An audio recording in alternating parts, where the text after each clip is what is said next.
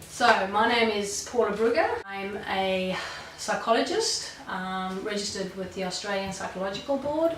I work in New South Wales education schools. I work in primary schools and high schools and have done so for over 10 years. Been working with children for all that time and really love it. Every day trying to work out how I can help kids, and communicating with kids is very important to me.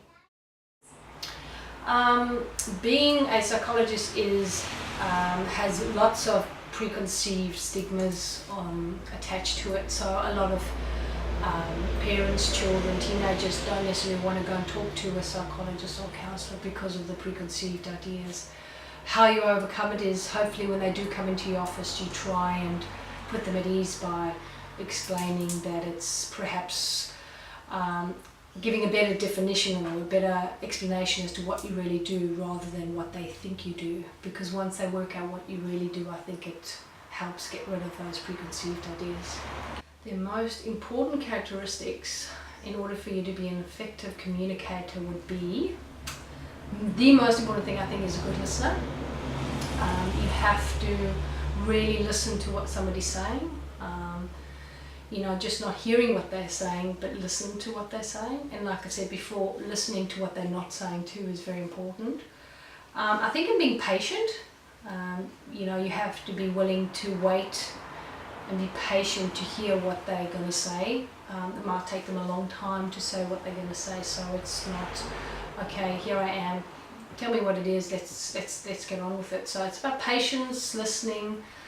I think are probably the two most important characteristics for being a good communicator. If you're having trouble communicating with a child, having difficulty relating to you, I think communicating with them as a friend is a bit difficult, because you're not their friend, you're their counsellor or their psychologist. So it's best, but it doesn't hurt to build up a bit of a rapport with kids.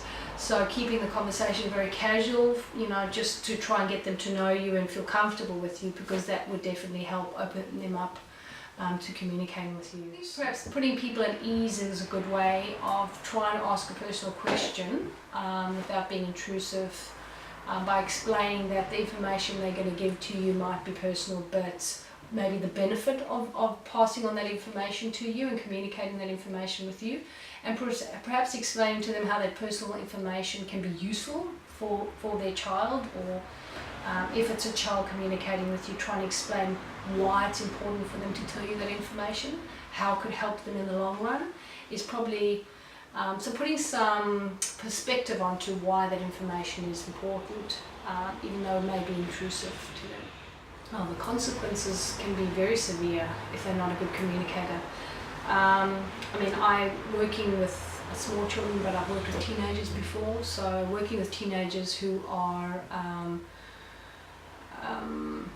depressed, who have gotten to the point of thinking about self-harm or committing suicide, it's can be life and death. So it's very important that you're a good communicator. It's the same with the safety of a child. If they're in danger, domestic danger, it's very important that you are an effective communicator for them.